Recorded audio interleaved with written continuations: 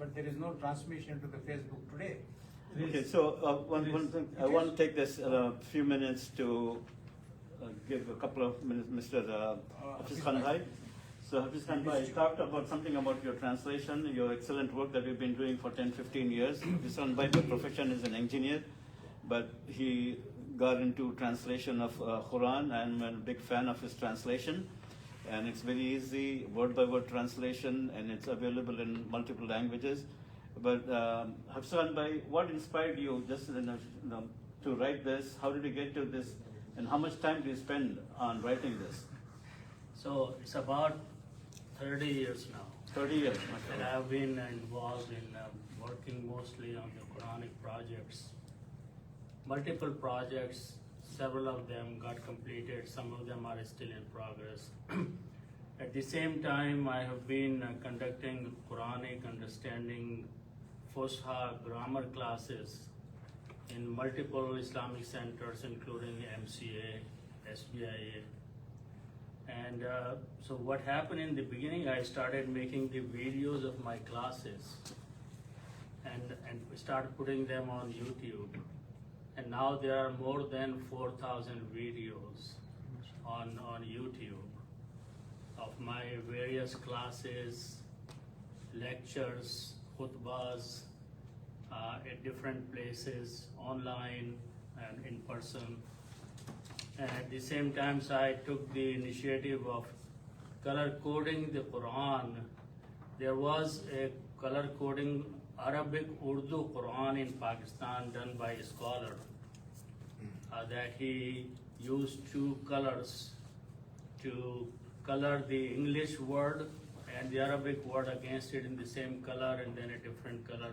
So by looking at the color, you can learn the meaning of the Quranic words.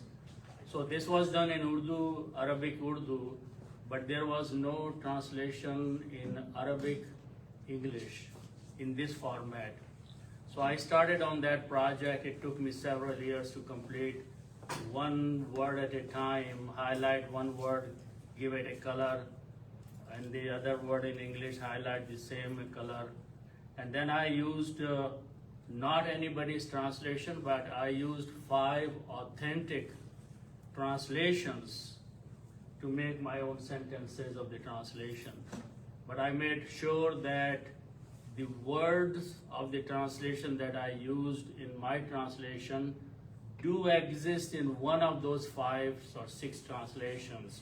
I don't make up any of my own words in the translation. So that was the work that was done in Arabic to English. So that's a very unique translation. Nobody ever has any kind of translation where Arabic to English is color coded, the whole Quran. Then I moved on to combining Arabic, English, and Urdu translation, and that was another several years long project that was completed. Then I moved on to working on trilingual Qurans, which means Arabic, English, and a third language. And I started with a friend of mine who was of Chinese origin in Santa Clara.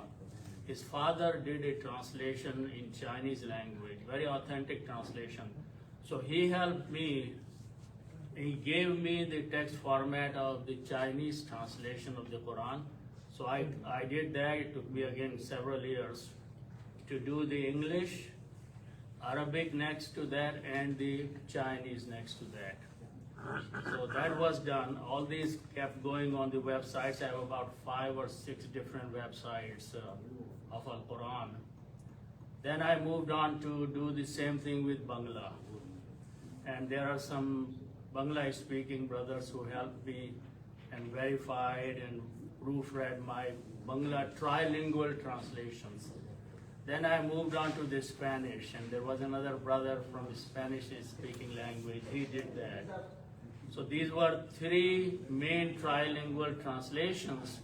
And then there was a lady in India, she contacted me, and she said, you know, she read all these books and websites, and she said, you know, in those states in India where Urdu is not the language. The language is Telugu and Tamil and Kannada and all those.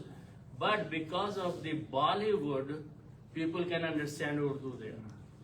Because Bollywood videos and songs and movies have penetrated into those regions.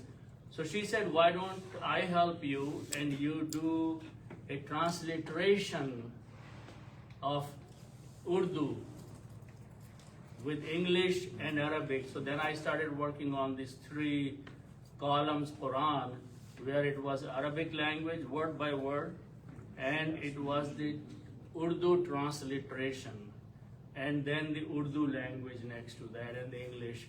And she proofread, she helped me a lot on that one. For some reason, she had some family issues. It was more than 2/3 of the Quran, it never got completed. Then I started doing my own, but didn't get time to finish that, so this is still an unfinished project. Maybe if I get some time. Then I started moving into the printing of these books and these Qurans, and many, for the last 2 years I have been doing the printing, local printers, and brother Mukhtar has been helping me. Then in Pakistan, there is a very famous printing press, they started printing these books, and brother Asad helped me in that. These books are being Yeah, these used are in the ones, Pakistan, madrasas. Yeah, and they Novel. were, and several thousand were printed for the learning how to start for the small children and up to the elders, how to learn the rules of the recitation and how to recite these things, and the translation and how to perform the prayer with the translation. And several thousand of these books have been distributed into the madrasas of Pakistan, in Gilgit, in Sindh, and all that was financed by the people here. Yes, so if you want to finance So- the translation So and all the printing. brothers, many brothers here financed these projects, and these books were printed there and were given to those places, those schools where there is poverty and there is not a funding by the government or anything. So many brothers here have contacts back home, especially like Mukhtar and Asad and many other, what's his name? So several brothers here got these books printed and sent to their local schools. So that project is still going on. So inshallah, and now I also did some very enhanced work on Tafhimul Quran of Sayyid Abul Ala Maududi. Added the color coded translation into the tafsir, and there was like a 6 volumes and I did that in English, Arabic, and a third combination of English, Arabic, and Urdu. So that is being reviewed by a printing press in Pakistan right now for printing. So when Alhamdulillah, Allah gave me the opportunity after I retired, like during COVID, I spent full time in doing these things. So, if you want to write this in regional languages in India, please let us know. We can help you. Definitely, Yeah, I'm this actually is, looking for. especially in Tamil in Tamil Nadu, we can help you, and Hyderabad also. So keep that in mind. This is a very good book. Mukhtar bhai. I just have one comment for Hafiz bhai. You know, he said he has produced 4,000 videos and so many translations. So I was reflecting on it one day. He mentioned this before too. To produce just 4,000 videos, if you think about it, if I do one video a day, 4,000 days, a lot of years. at least 10 years, Yeah. non-stop. Yeah, it's been Every going day, on right? like nowadays. But not it's- only that, the other books that you, I mean, I don't know how much time. I where would you spend get full it. time now, my But- wife just feels alone. It's just so inspirational. I said there's a printing press, but you are also video press, you're Yeah. video studio. And currently about on the average, 3 videos every week are going on Yeah. YouTube. One is the session which I do with Falsam in Tafsir of Quran.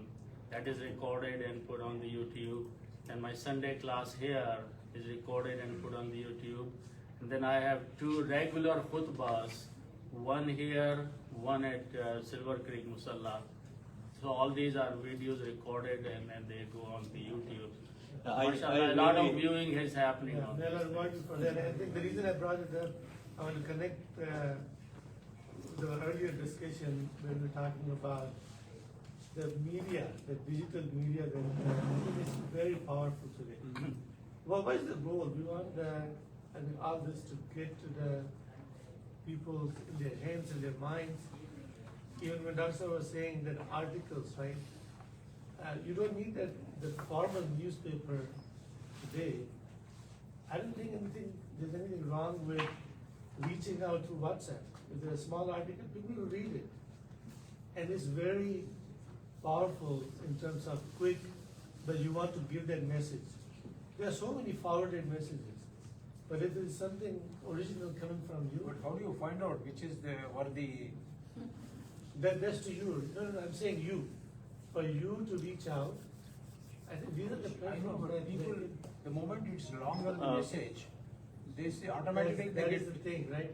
Mukhtar How do bhai, you- how do he's you- already hinted me. Yeah, how do you put that precise, small, thoughtful and impactful message? Doesn't need to be 5 pages. What is the gist of it that you want to convey? So last question, Tasdiq bhai. The question for all of you. Does government read the book before allowing it to go to the public? Not in the US, but maybe in Pakistan, yes. I cannot print a Quran there on my own.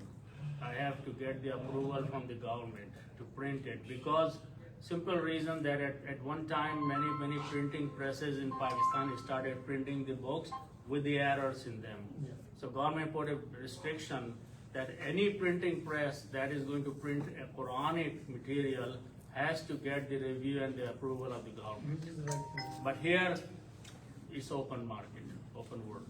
Okay, with that,